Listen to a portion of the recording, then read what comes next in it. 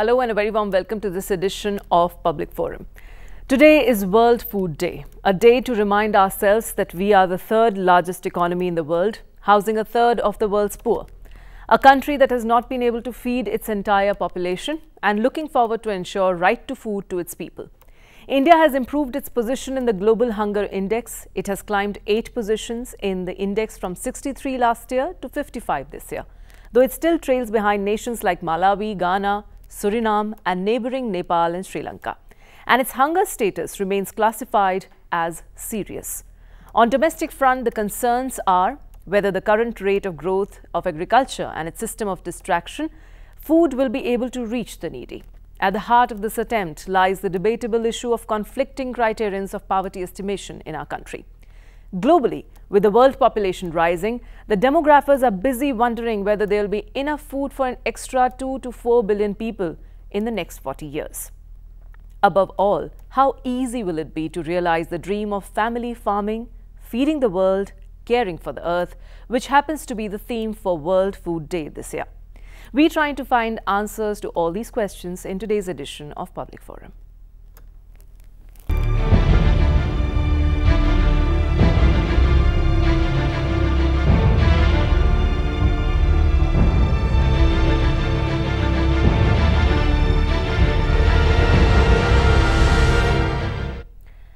And Dr. Purnima Menon, who is a Senior Research Fellow with International Food Policy and Research Institute, the IFPRI, joins me now. Dr. Menon, thank you very much for joining us here. Of course, your organization was instrumental in releasing the Global Hunger Index. That's right.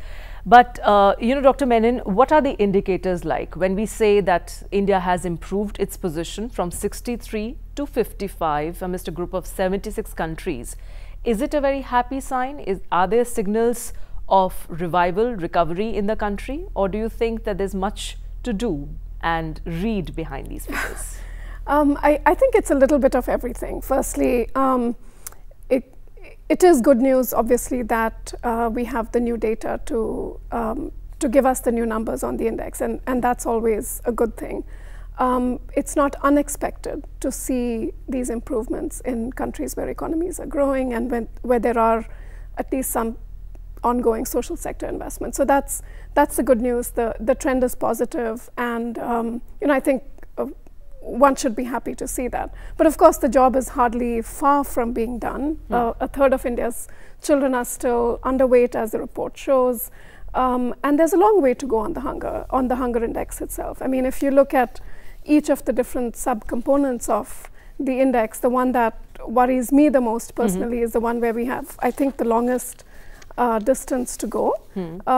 India ranks 120 out of 128 countries on child malnutrition. Right. So we are sort of, still a long way to go on quite a few things. So it is a mixed bag. It's one that should give us hope, though.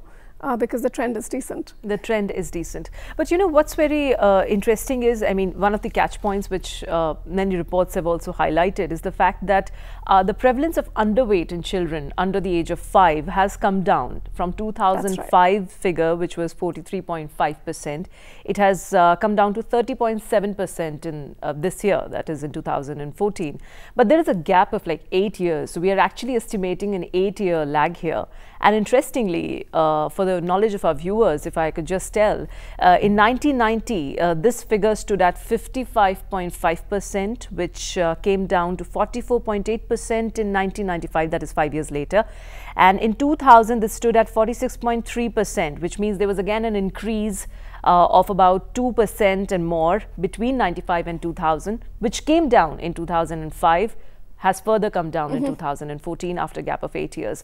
What does this really indicate? Does this mean more education, more awareness specifically to the households which were badly affected by this phenomenon? That is the question of the day. A lot of the media coverage, a lot of the questions that we've been asked as well has been around, what has led to these improvements. And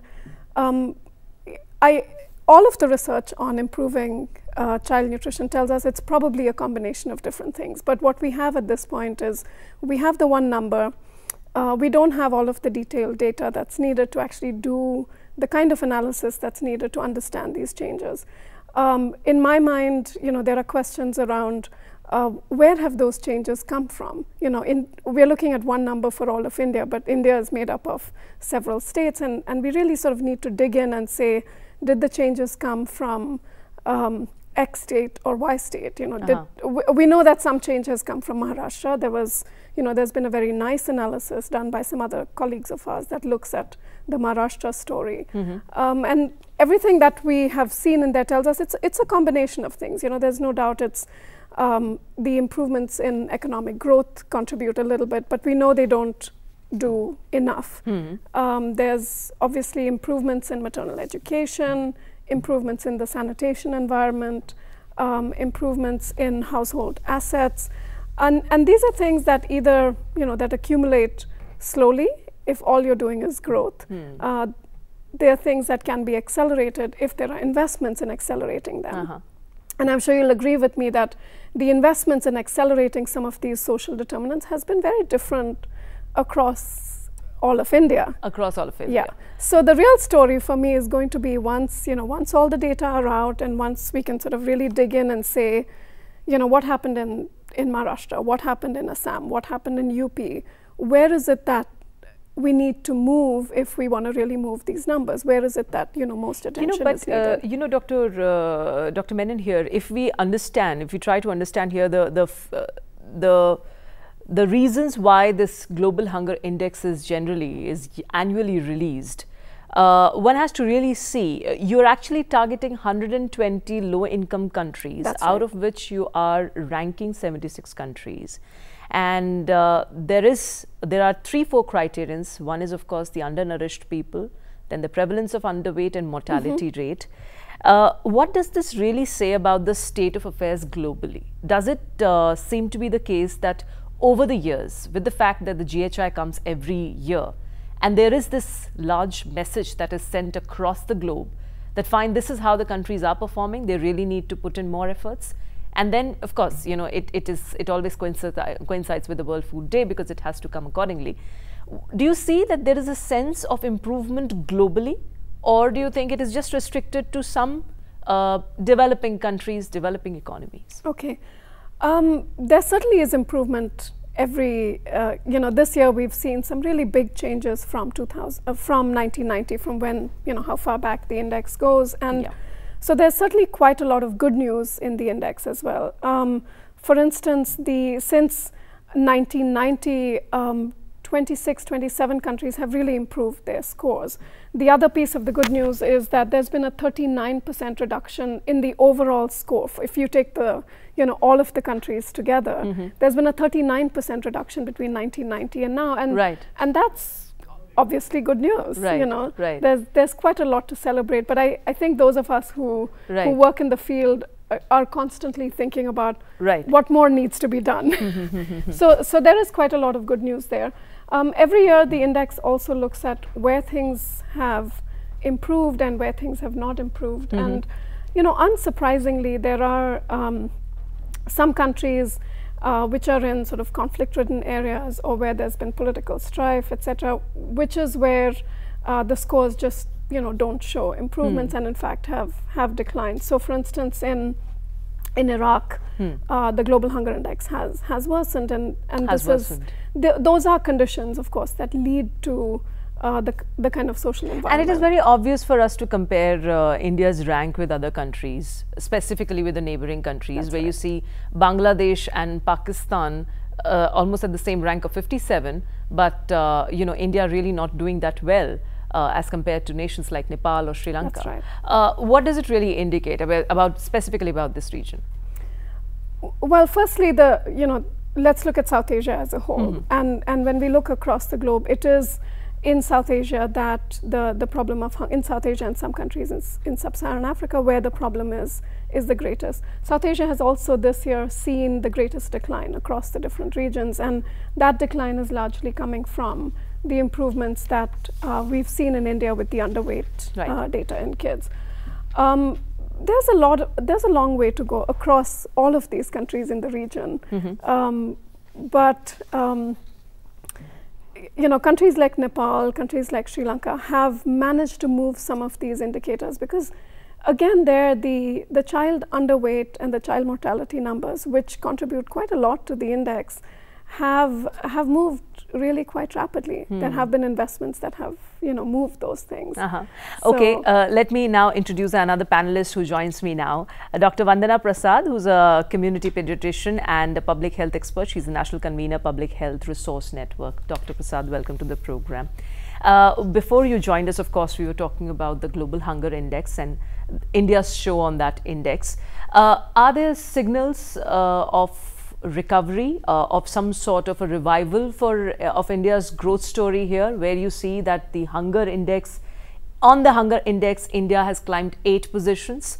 Or are they just indications of the fact that much of the efforts had been put up by the organizations who have been spreading the awareness, also by the government and other bodies, in order to ensure that, you know, at least the malnutrition part, the underweight children under 5 years, that can be brought down?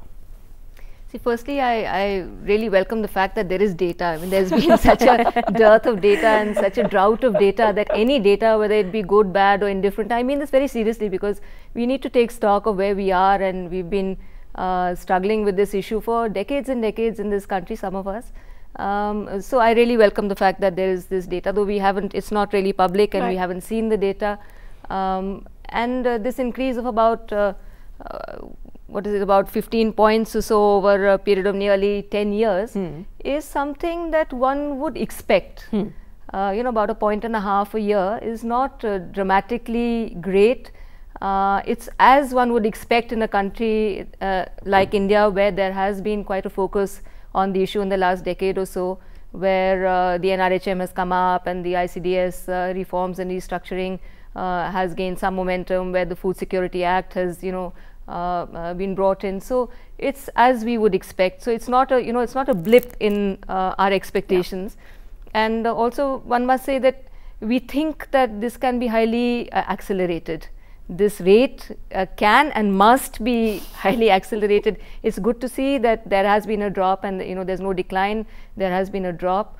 But we think that 30% is still very high. Yes, absolutely. Very high. And 30% being the average, where there are pockets of deprivation and malnutrition. This is, we know this from our own data. We've been doing baselines across the country in small, you know, micro studies, and really it would be to the tune of underweight, which is a composite indicator, would be 50 to 70% maybe, you know, and stunting we've seen in, especially in tribal areas, can go up to 60%, 65%, 70%. Acute malnutrition also being fairly high. So I think there's nothing to be complacent about here. It's a good trend.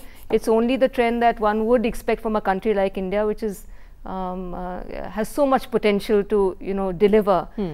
So it's a good thing to hear, but I hope that it will only spur us on to much greater, much accelerated action, really. But, you know, whenever we jump into some sort of a comparative analysis, it is very obvious to see why some other countries, for example, you have Ghana, you have Malawi and Suriname doing so well as compared to India. It really gives us, since you said that 30% also is a huge figure, and we really need to, you know, ensure that at least we cover this gap over the next 1 year, over the next 4 or 5 years at least, so that, you know, we bring it down to the extent that we can say, fine, it's gone from the country. Do you see, Dr. Prasad, there is a possibility of the kind? Can we be really that positive about our country? See, there is immense possibility, but I do want to say one thing, that we can't very easily compare these situations and these countries and these continents even, because there has been research and publications recently, especially to suggest that the malnutrition that we see in India is an acute and chronic malnutrition. Our levels of stunting are very, very high. The factors that determine the situation of acute and chronic are rather different. So therefore the trend is going to be somewhat different, and the strategies that we need are going to be also different. Within the region also, I'm not an expert, not as much as Purnima here, but you know, it's the complexity of India and the challenge of India as compared to some of the smaller countries.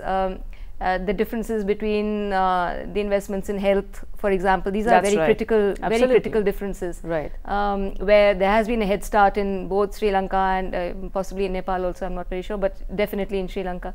So I think it's not an easy comparison and possibly not even a fair one, but we have a very good sense of what India as a country, a subcontinent, can really do to accelerate and bring in. So I think just to answer your question in a nutshell, whether it can be done, it absolutely can be done, that within the next decade we see a very dramatic reduction.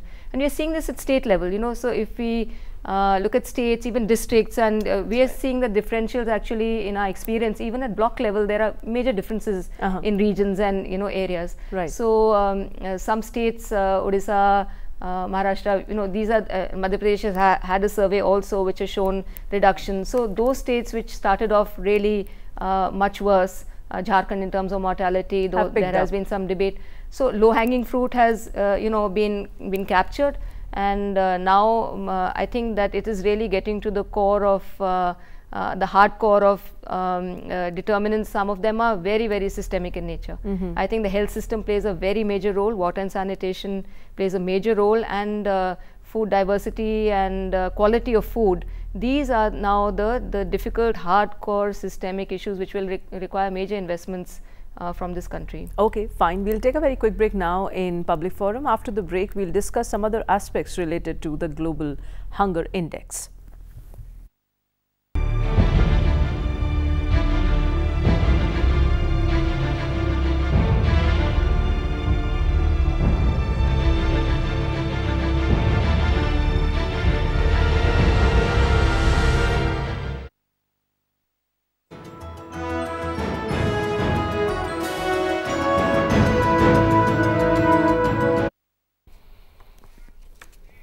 Welcome back. In Public Forum today, we are talking about the Global Hunger Index, and interestingly, today is also the World Food Day.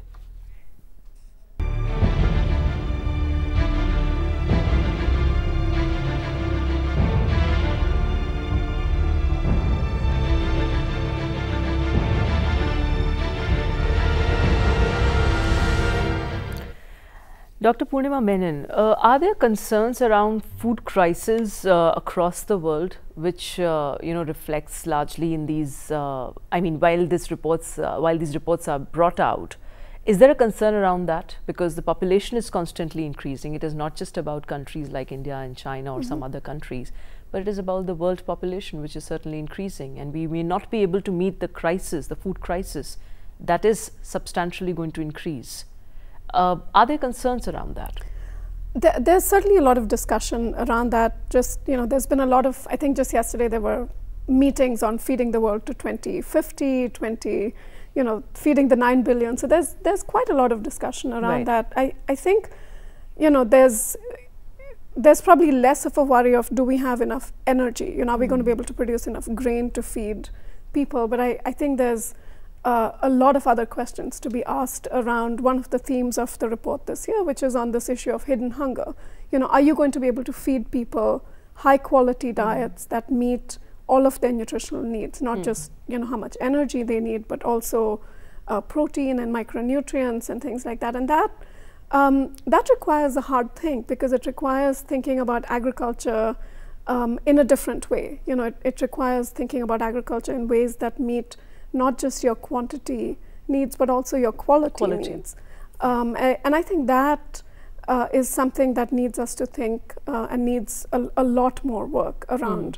You know, a lot of the work around agriculture in the last, you know, 30, 40 years has been very much on meeting sort of basic hunger needs. And one of the things that we really want to do, and that the report this year really tries to do, is to say, look, it isn't just about hunger in, you know, in the sense of starvation or not having enough calories to eat, but it's really important for us to think about hunger from the perspective of hidden hunger, and that relates to the quality of people's diets. That's right. And this is a huge challenge. You know, it's a huge challenge worldwide. It's a huge challenge in India. We have to, you know, there's a long way. And if we talk about the Indian perspective here, the quality of food, is there a lot of focus on that, or do you think that the idea of quality itself is beyond a lot of policies that are drafted in this country, because it is about so many mouths to feed, so many people to feed. So think about the quantity first, the quality comes next. Yes, absolutely. Unfortunately, that's true. And you know, there's such a huge equity issue here, and from the point of view of people's rights, it's really sad that so many years after independence, children, and this dietary surveys, I mean, year in, year out, have been saying this, that children are essentially eating just rice, essentially eating just wheat. You know, so they'd get eggs, meat, fish, if they culturally used to eating that maybe once a month, maybe once a season.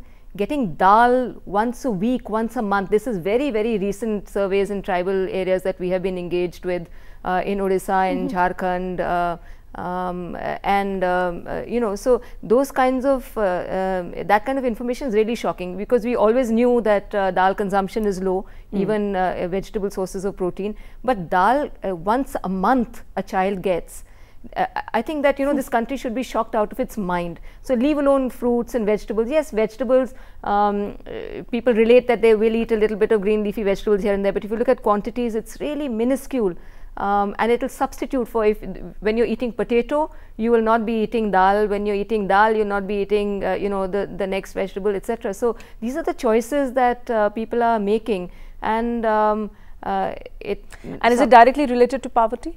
Absolutely so, because you know, thanks to the efforts of you know, the ASHA program and the Anganwadi workers, there's a high degree of information around now, even in deep tribal areas. So when you go around and say, you know, when do you think your child should start complementary feeding, for example, which is a big issue for this country, they will say 6 months. But when you try to actually explore that and investigate this problem, it's women's time, women's energy. So the, you know, the women's labor component, which has never been factored in to understand why malnutrition happens. So there's a big gender component. That aside, then when you say what do you consider good quality foods, and people will be speaking in terms of eggs and milk, etc., there's a complete non-availability, and then they will just, you know, laugh, and here's a city person coming to ask questions and say, Didi, anda to 5 rupees ka aata hai na, to kaise denge?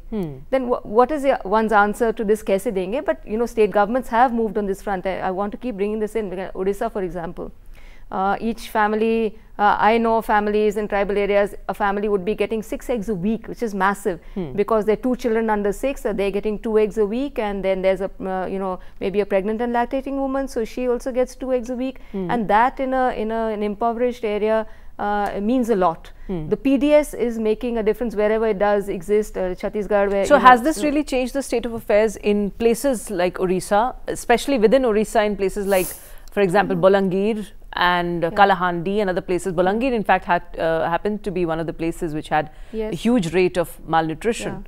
Has it really changed? It's difficult to say, because the gap is huge. The gap is huge. The gap is huge, but Odisha's statistics are showing, you know, improvements, and in terms of mortality, etc. And I think that that's the way to go, but we need to think much more comprehensively. And this idea that you know, very focused and very sharp and very targeted interventions are going to necessarily make a big dent is unlikely, in my opinion. You know, I mean, I was very surprised and shocked, in fact, to see the story of Attapadi in Kerala, which gives you a very different kind of example. So there are pockets of deep deprivation now.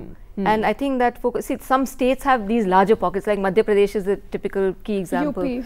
And UP, which, but even in well-off states, there are pockets, and we are able to highlight vulnerabilities quite easily now from our understanding of the sector. So we know mostly which households, which hamlets, which villages, and they would have a congregation of vulnerabilities.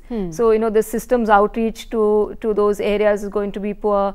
The water and sanitation situation is, water in particular, power, water, access to education. I mean, we have to think of all these, you know, kinds of determinants. So, women's literacy will be poorer, access to wages and wage work is going to be poorer, land holdings are going to be smaller. So, there's a congregation of things that go together, and therefore, just having very very specific interventions that are, you know, close to the issue of malnutrition, but not going far enough or deep enough, perhaps are not going to sort out the problem. That's why the Anganwadi, you know, with its S&P, etc., and the ASHA with the IYCF, and these all are essential. these proximal factors are essential to tackle, but very likely they're not going to be sufficient. Necessary but not sufficient. Necessary but not sufficient. Fine. On that note, we'll take a very quick break in Public Forum. Please stay tuned for more on the other side of this break.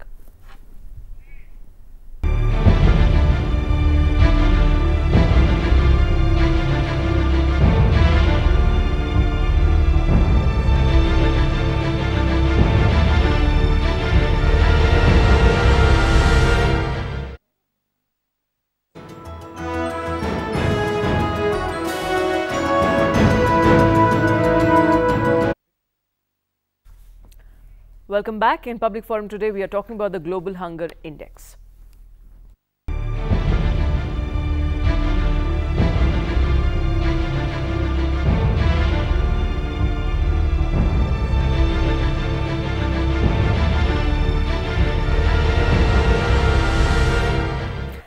And Dr. Santosh Mehrotra, who's a professor at JNU, now joins me. Dr. Mehrotra, you know, the entire issue of hunger, poverty, before you joined us, of course, we had touched upon the diversities that you see in our own country, within states, between states, among states. What does it really indicate? And specifically, looking at the Global Hunger Index, that certainly suggests that India's position has improved. Many people might say it's because of the number of policies that we have introduced in the last 5 or 10 years, as a result of which there had been awareness and probably the figures have improved. But, you know, looking at the fact that there are so many interstate discrepancies, within the state you see so many discrepancies, how difficult do you think is going to be the road ahead for this country, which has to fight with poverty, hunger, malnutrition, awareness, deprivation at every level? Dr. Mehrotra, I mean, it's very scary, but it's very important to look at this. Actually, it's not so scary if we were to focus. It's never been very scary for you. I have known that. You are always very optimistic about it. No, but only because I think most of us know what is required to be done. If we would just focus on those. So let me just say, let me tell you what I believe is the good news.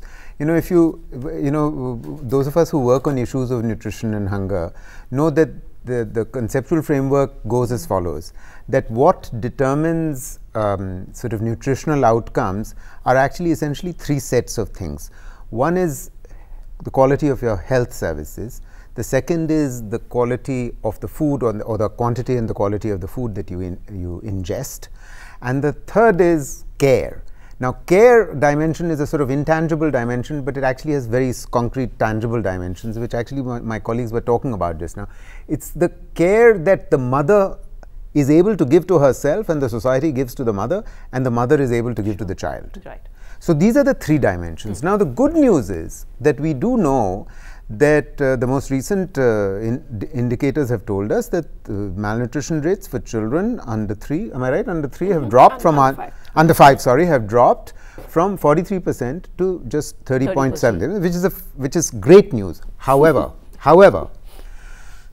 let's just recall that 30% is the average rate in sub-Saharan Africa. And 2005-06 NFHS data was telling us, and I'm coming now to your statewide, I'm coming, having talked about the sort of the good picture, let's just remind ourselves that Kerala, which was our best state in 2005-06, had a malnutrition rate of 30%. For God's sake, our best state is only as bad as Africa is. So there's something very seriously wrong. It's true that we've had, on the care dimension, great improvement, because Anganwadis have been universalized in the country between 2006 and 2013, which wasn't the case till 2006 when the NFHS was done. The second good news is that on the health services side, we have, at least thanks to the National Rural Health Mission, at least half of all our primary health centers would operate 24/7.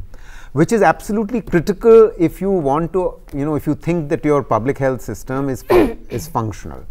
So these two dimensions we've done very well. The third dimension, which is the food intake, has been impacted almost certainly, despite the variability within states, between states. The food intake has been impacted by the fact that incomes have grown at the bottom of the pyramid, no question about that.